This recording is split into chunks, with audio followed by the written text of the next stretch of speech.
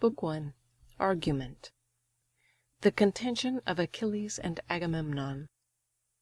In the war of Troy, the Greeks, having sacked some of the neighbouring towns, and taken from thence two beautiful captives, Chryseïs and Briseïs, allotted the first to Agamemnon, and the last to Achilles. Chryses, the father of Chryseïs, and priest of Apollo, comes to the Grecian camp to ransom her, with which the action of the poem opens, in the 10th year of the siege. The priest being refused and insolently dismissed by Agamemnon, entreats for vengeance from his god, who inflicts a pestilence on the Greeks. Achilles calls a council, and encourages Chalcas to declare the cause of it, who attributes it to the refusal of Chryseïs. The king, being obliged to send back his captive, enters into a furious contest with Achilles, which Nestor pacifies. However, as he had the absolute command of the army, he seizes on Briseïs in revenge. Achilles, in discontent, withdraws himself and his forces from the rest of the Greeks, and complaining to Thetis, she supplicates Jupiter to render them sensible of the wrong done to her son, by giving victory to the Trojans. Jupiter, granting her suit, incenses Juno, between whom the debate runs high, till they are reconciled by the address of Vulcan. The time of 22 days is taken up in this book, 9 during the plague, 1 in the council and quarrel of the princes, and 12 for Jupiter's stay with the Ethiopians, at whose return Thetis prefers her petition.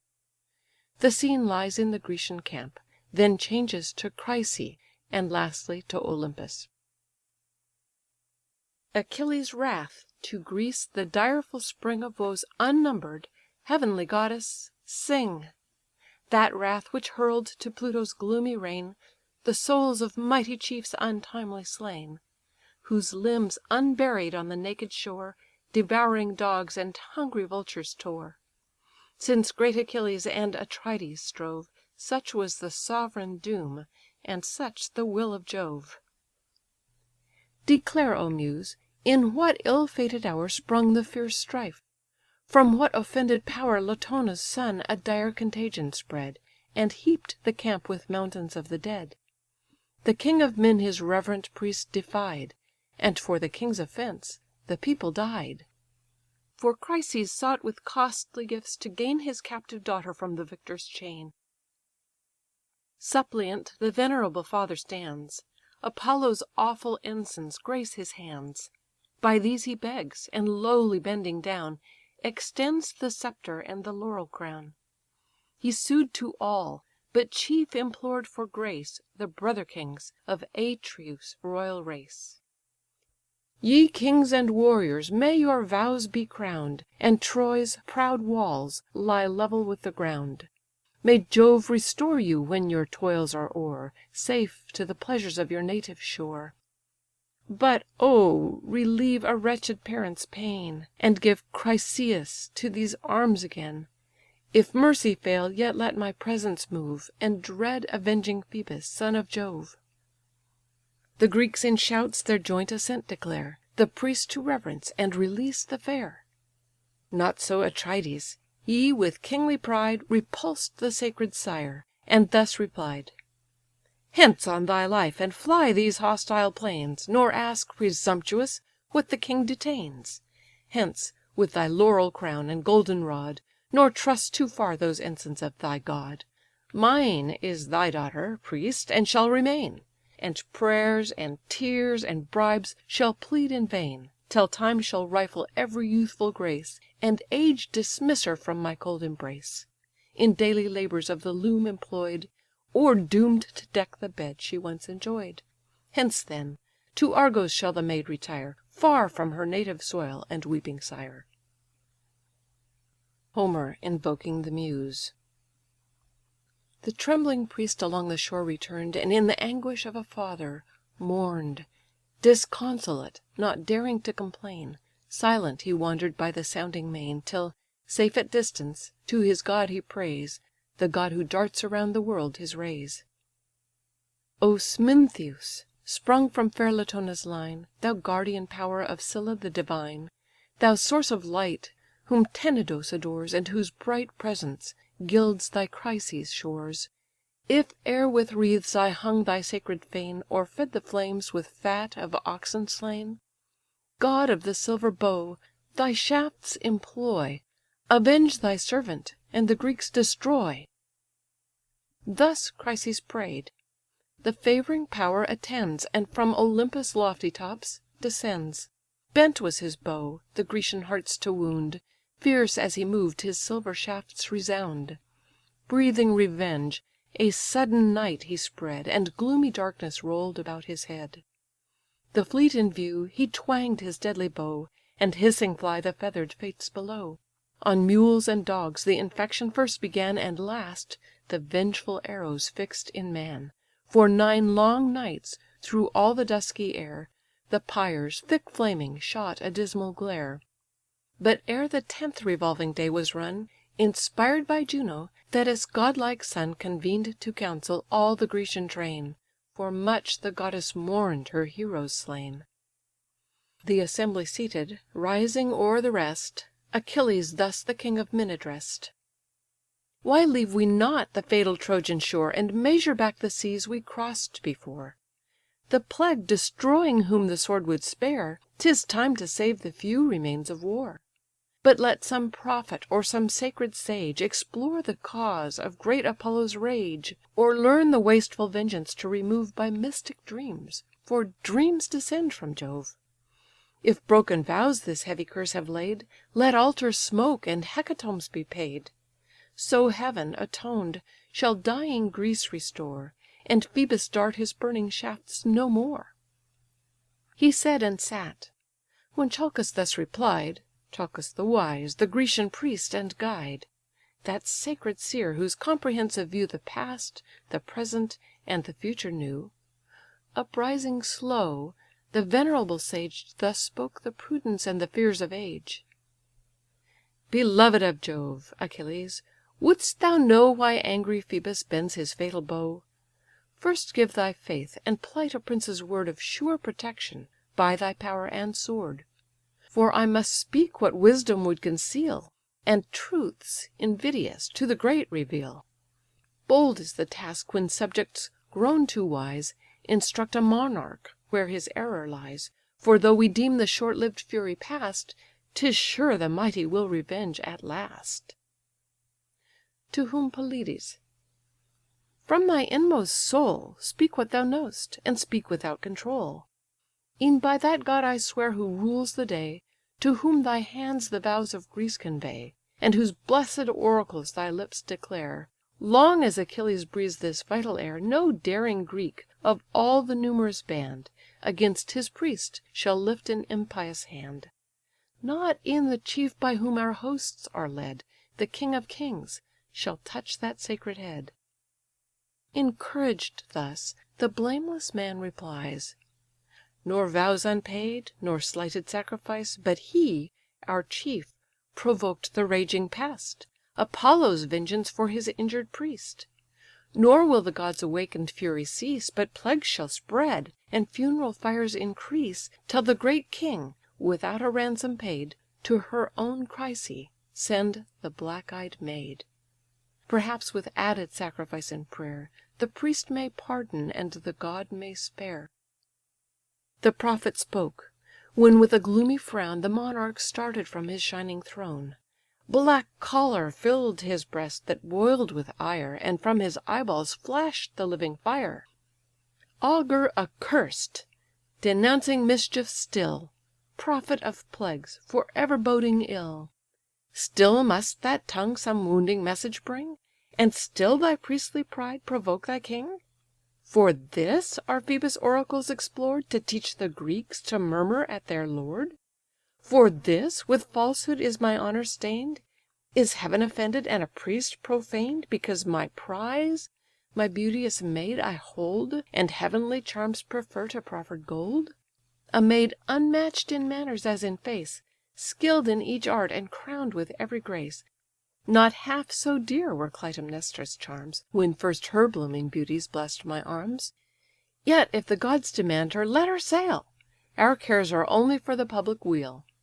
let me be deemed the hateful cause of all, and suffer, rather than my people fall. The prize, the beauteous prize, I will resign, so dearly valued, and so justly mine. But since for common good I yield the fair, my private loss let grateful Greece repair. Nor unrewarded let your prince complain, that he alone has fought and bled in vain."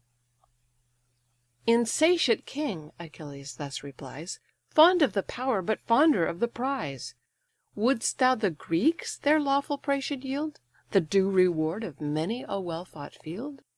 The spoils of cities razed, and warriors slain, We share with justice, as with toil we gain. But to resume whate'er thy avarice craves, That trick of tyrants, may be borne by slaves.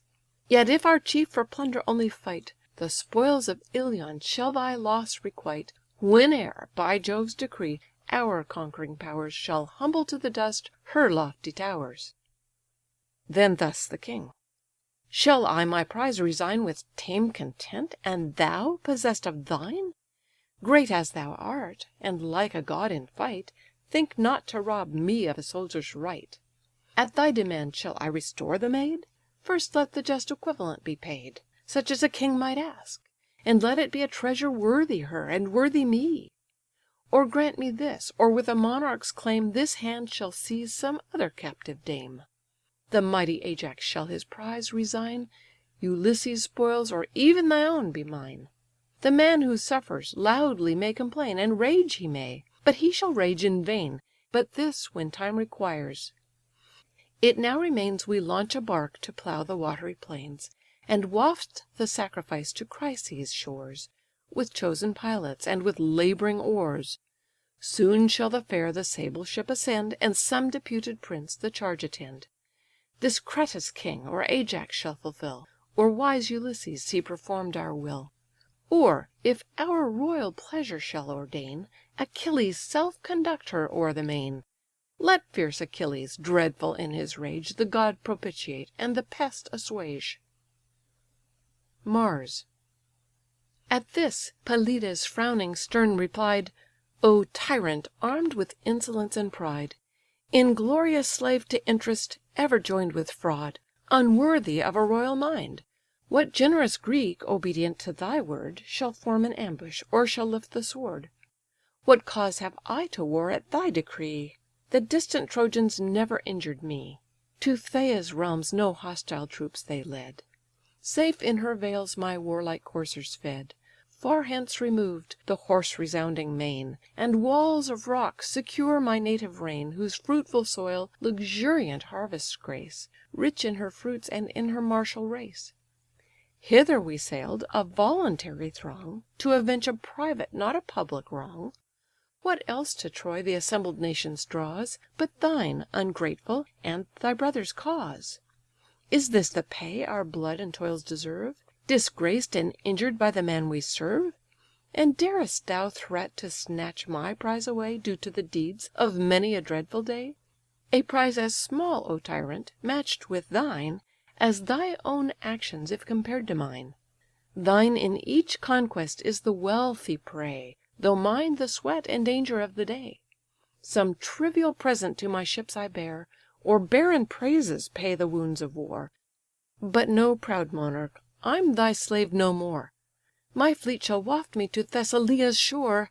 Left by Achilles on the Trojan plain, What spoils, what conquest shall Atrides gain?" To this the king: "Fly, mighty warrior, fly! Thy aid we need not, and thy threats defy.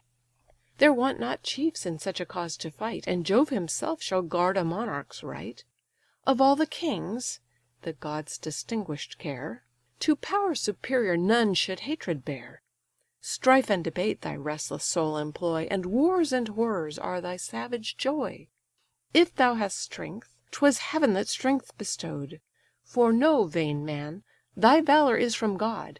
Haste, launch thy vessels, fly with speed away, Rule thy own realms with arbitrary sway. I heed thee not, but prize at equal rate Thy short lived friendship and thy groundless hate. Go, threat thy earth born Myrmidons; but here 'Tis mine to threaten, prince, and thine to fear. Know, If the god the beauteous dame demand, my bark shall waft her to her native land. But then prepare, imperious prince, prepare, fierce as thou art, to yield thy captive fair. Even in thy tent I'll seize the blooming prize, thy loved Briseïs with the radiant eyes. Hence shalt thou prove my might, and curse the hour thou stood'st a rival of imperial power. And hence to all our hosts it shall be known, that kings are subject to the gods alone." Achilles heard, with grief and rage oppress'd; his heart swell'd high, and labour'd in his breast. Distracting thoughts by turns his bosom ruled, now fired by wrath, and now by reason cooled. That prompts his hand to draw the deadly sword, force through the Greeks, and pierce their haughty lord. This whispers soft his vengeance to control, and calm the rising tempest of his soul. Just as in anguish of suspense he stay'd, while half unsheathed appeared the glittering blade, Minerva swift descended from above, sent by the sister and the wife of Jove, for both the princes claim'd her equal care. Behind she stood, and by the golden hair Achilles seized, to him alone confess'd, a sable cloud conceal'd her from the rest.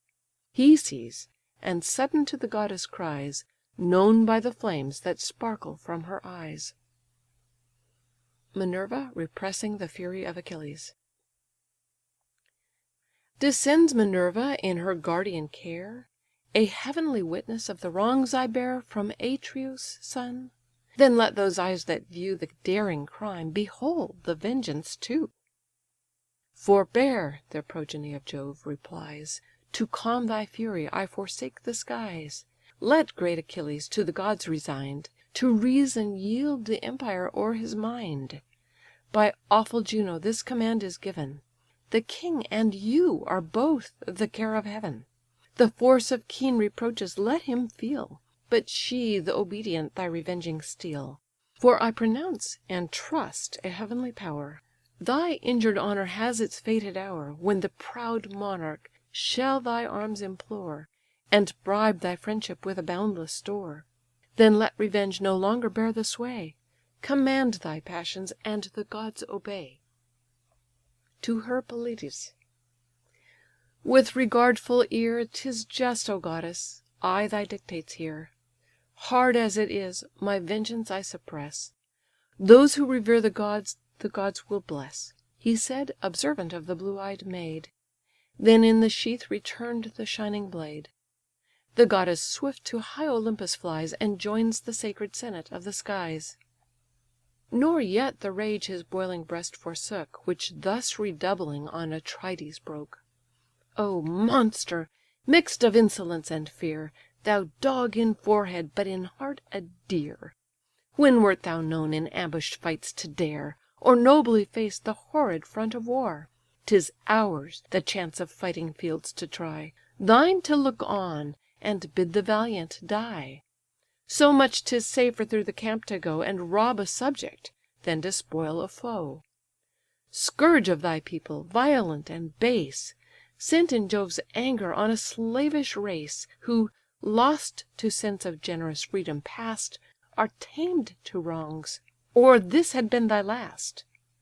Now by this sacred sceptre hear me swear, Which never more shall leaves or blossoms bear; Which sever'd from the trunk as I from thee, On the bare mountains left its parent tree: This sceptre, form'd by temper'd steel to prove An ensign of the delegates of Jove, From whom the power of laws and justice springs (Tremendous oath, inviolate to kings); By this I swear, when bleeding Greece again Shall call Achilles, she shall call in vain.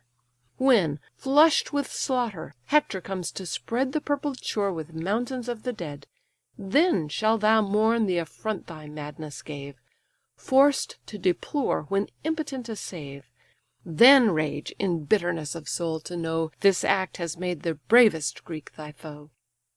He spoke, and furious hurl'd against the ground His sceptre starr'd with golden studs around; Then sternly silent sat.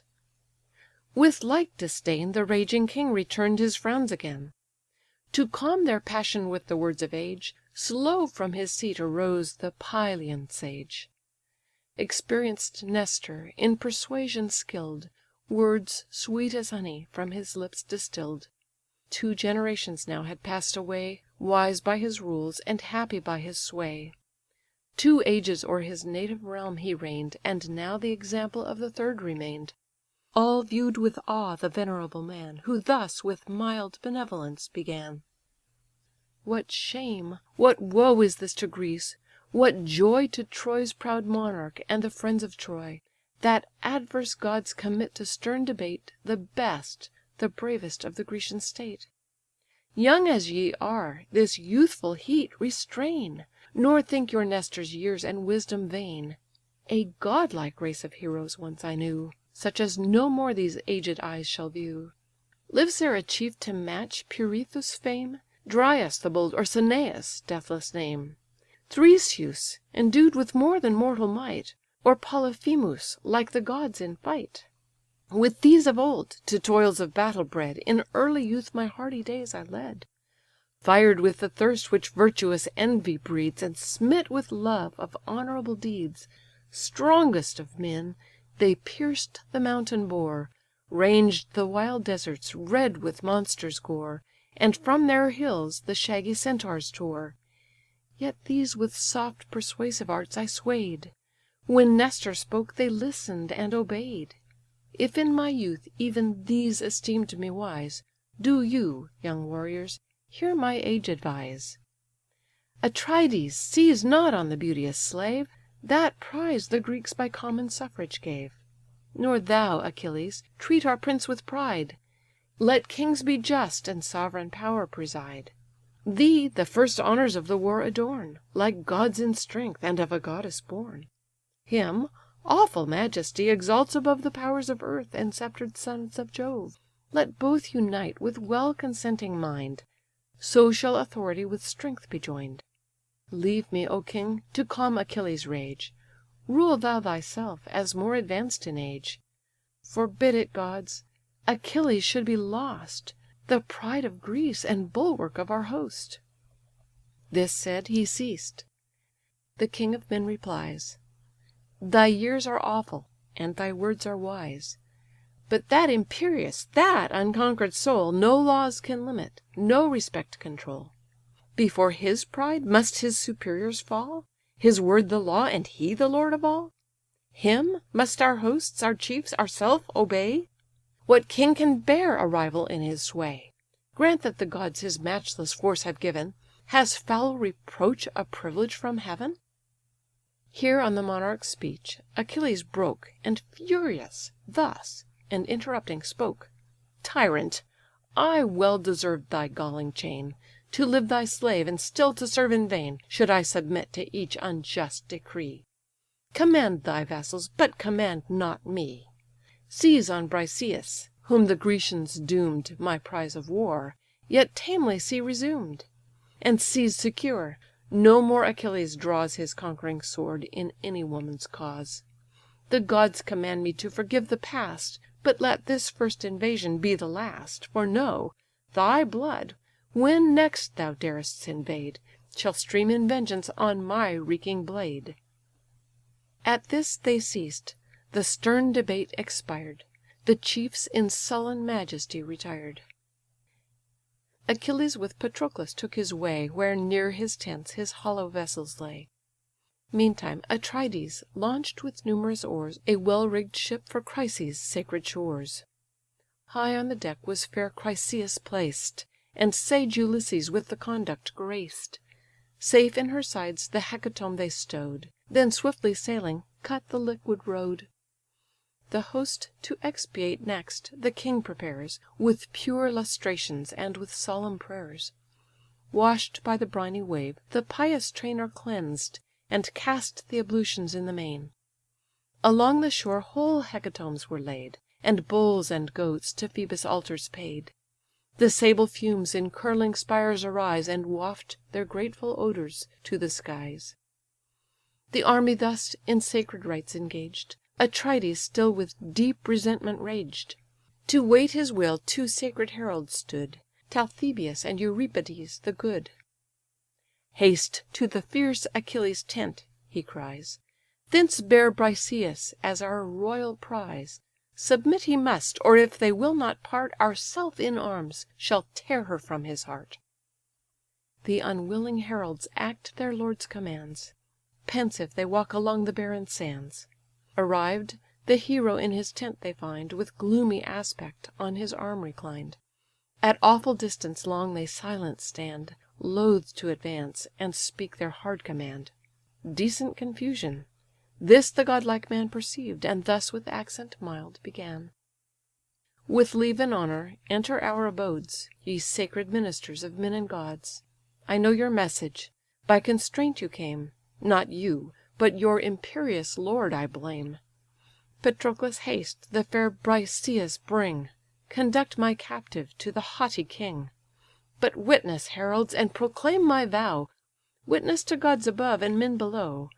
But first and loudest to your prince declare, That lawless tyrant whose commands you bear. Unmoved as death Achilles shall remain, Though prostrate Greece shall bleed at every vein. The raging chief in frantic passion lost, Blind to himself and useless to his host, Unskill'd to judge the future by the past, In blood and slaughter shall repent at last." The departure of Briseïs from the tent of Achilles. Patroclus now the unwilling beauty brought, She in soft sorrows and in pensive thought, Pass'd silent, as the heralds held her hand, And oft look'd back, slow moving o'er the strand. Not so his loss the fierce Achilles bore, But sad, retiring to the sounding shore, O'er the wild margin of the deep he hung, That kindred deep from whence his mother sprung.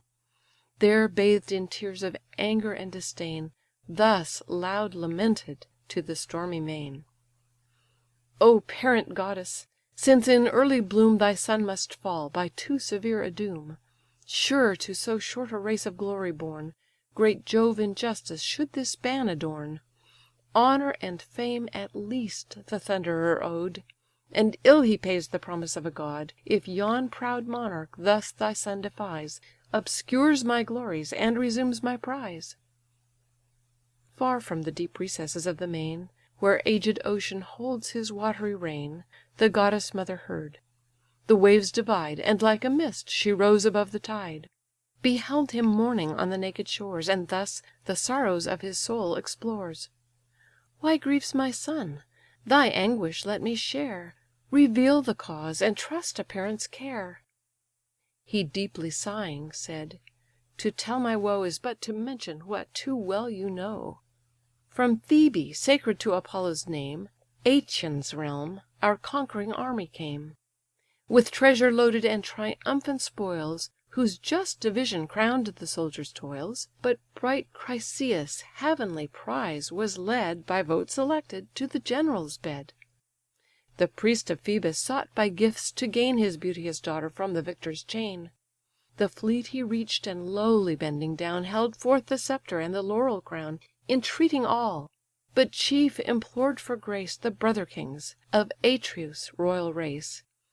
The generous Greeks their joint consent declare, The priest to reverence, and release the fair.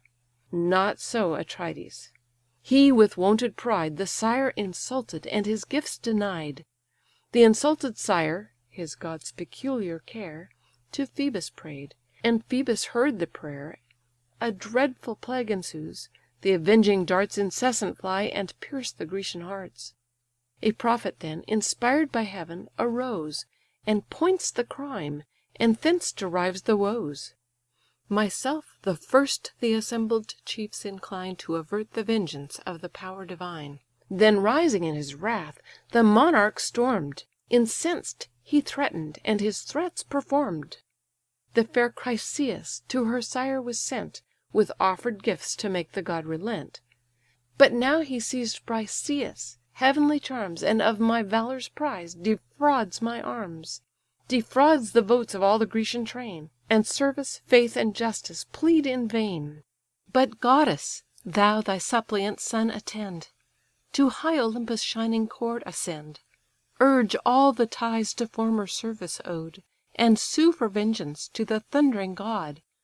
Oft hast thou triumph'd in the glorious boast, That thou stood'st forth, of all the ethereal host, when bold rebellion shook the realms above, the undaunted guard of cloud-compelling Jove; when the bright partner of his awful reign, the warlike maid, and monarch of the main, the traitor gods, by mad ambition driven, durst threat with chains the omnipotence of heaven.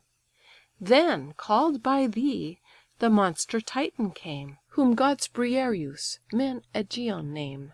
Through wondering skies enormous stalked along, not he that shakes the solid earth so strong; with giant pride at Jove's high throne he stands, and brandish'd round him all his 100 hands. The affrighted gods confess'd their awful lord, they dropp'd the fetters, trembled, and adored. This, goddess, this to his remembrance call, embrace his knees, at his tribunal fall, conjure him far to drive the Grecian train, to hurl them headlong to their fleet and main, to heap the shores with copious death, and bring the Greeks to know the curse of such a king.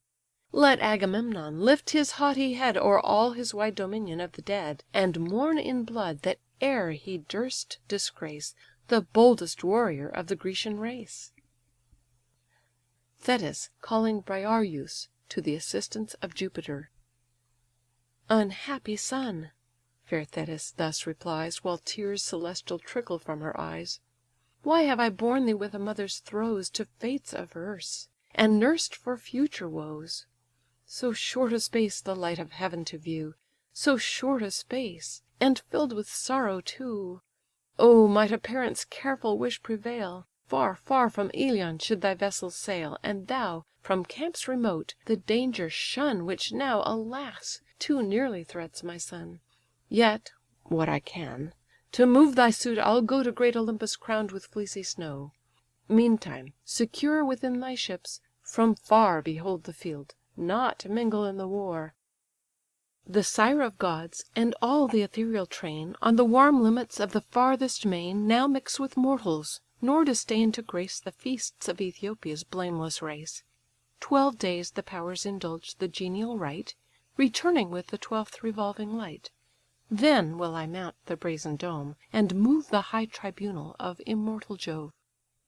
The goddess spoke, the rolling waves unclose, Then down the steep she plunged from whence she rose, And left him sorrowing on the lonely coast, In wild resentment for the fair he lost. In Chrysa's port now sage Ulysses rode, Beneath the deck the destined victims stow'd. The sails they furl'd, they lash'd the mast aside, And dropp'd their anchors, and the pinnace tied. Next on the shore their hecatomb they land. Chryseïs, last descending on the strand, Her, thus returning from the furrow'd main, Ulysses led to Phœbus' sacred fane; Where at his solemn altar, as the maid he gave to Chryses, thus the hero said: "Hail, reverend priest! to Phœbus' awful dome A suppliant I from great Atrides come. Unransom'd, here receive the spotless fair; Accept the hecatomb the Greeks prepare, And may thy god who scatters darts around, Atoned by sacrifice, desist to wound." At this the sire embraced the maid again, So sadly lost, so lately sought in vain. Then near the altar of the darting king, Disposed in rank their hecatomb they bring. With water purify their hands, and take The sacred offering of the salted cake; While thus with arms devoutly raised in air, And solemn voice, the priest directs his prayer: "God of the silver bow, thy ear incline, Whose power encircles Scylla the divine, Whose sacred eye thy Tenedos surveys, And gilds fair Chrysa with distinguish'd rays. If, fired to vengeance at thy priest's request, Thy direful darts inflict the raging pest, Once more attend, avert the wasteful woe, And smile propitious, and unbend thy bow." So Chryses pray'd; Apollo heard his prayer, And now the Greeks their hecatomb prepare. Between their horns the salted barley threw, And, with their heads to heaven, the victims slew. The limbs they sever from the enclosing hide, The thighs, selected to the gods, divide. On these, in double cauls involved with art, The choicest morsels lay from every part. The priest himself before his altar stands, And burns the offering with his holy hands; Pours the black wine, and sees the flames aspire. The youth with instruments surround the fire. The thighs thus sacrificed, and entrails dress'd, the assistants part, transfix, and roast the rest. Then spread the tables, the repast prepare, each takes his seat, and each receives his share. When now the rage of hunger was repressed, with pure libations they conclude the feast. The youths with wine the copious goblets crown'd, and pleased dispense the flowing bowls around. With hymns divine the joyous banquet ends, the pans lengthened till the sun descends. The Greeks, restored, the grateful notes prolong, Apollo listens, and approves the song. 'Twas night, the chiefs beside their vessel lie, Till rosy morn had purpled o'er the sky. Then launch, and hoist the mast; indulgent gales, Supplied by Phœbus, fill the swelling sails. The milk white canvas bellying as they blow, The parted ocean foams and roars below. Above the bounding billows swift they flew, Till now the Grecian camp appear'd in view. Far on the beach they haul their bark to land, The crooked keel divides the yellow sand. Then part, where stretch'd along the winding bay The ships and tents in mingled prospect lay. But raging still amidst his navy sat The stern Achilles steadfast in his hate; Nor mix'd in combat, nor in council join'd, But wasting cares lay heavy on his mind. In his black thoughts revenge and slaughter roll, And scenes of blood rise dreadful in his soul. 12 days were past, and now the dawning light The gods had summoned to the Olympian height. Jove, first ascending from the watery bowers, Leads the long order of ethereal powers. When like the morning mist in early day Rose from the flood the daughter of the sea, And to the seats divine her flight address'd.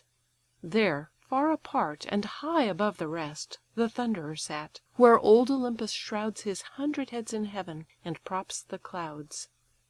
Suppliant the goddess stood, one hand she placed Beneath his beard, and one his knees embraced. "If e'er, O father of the gods! (she said) My words could please thee, or my actions aid, Some marks of honour on my son bestow, And pay in glory what in life you owe. Fame is at least by heavenly promise due To life so short, and now dishonour'd too. Avenge this wrong, O ever just and wise!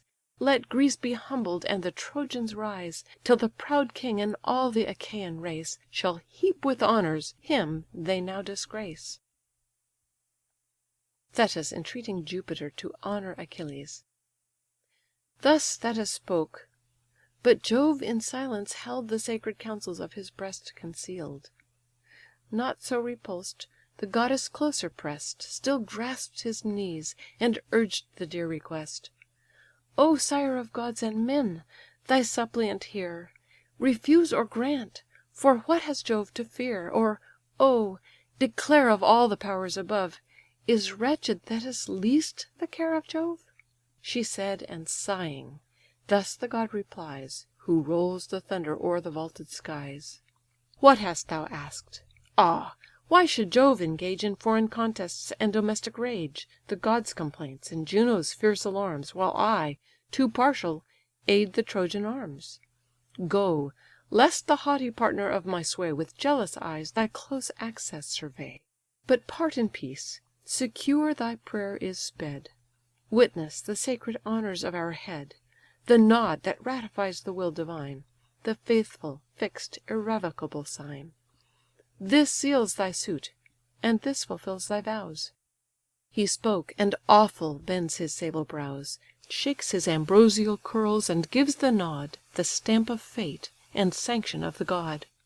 High heaven with trembling the dread signal took, And all Olympus to the centre shook. Swift to the seas profound the goddess flies, Jove to his starry mansions in the skies. The shining synod of the immortals wait The coming god, and from their thrones of state Arising silent, wrapp'd in holy fear, Before the majesty of heaven appear. Trembling they stand, while Jove assumes the throne, All, but the god's imperious queen alone. Late had she view'd the silver footed dame, And all her passions kindled into flame. "Say, artful manager of heaven! (she cries) Who now partakes the secrets of the skies? Thy Juno knows not the decrees of fate, In vain the partner of imperial state. What favourite goddess then those cares divides, Which Jove in prudence from his consort hides? To this the Thunderer: "Seek not thou to find The sacred counsels of almighty mind; Involved in darkness lies the great decree, Nor can the depths of fate be pierced by thee. What fits thy knowledge, thou the first shalt know, The first of gods above, and men below.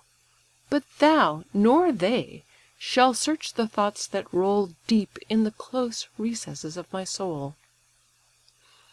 Full on the sire the goddess of the skies Roll'd the large orbs of her majestic eyes, And thus return'd: "Austere Saturnius, say, From whence this wrath, or who controls thy sway?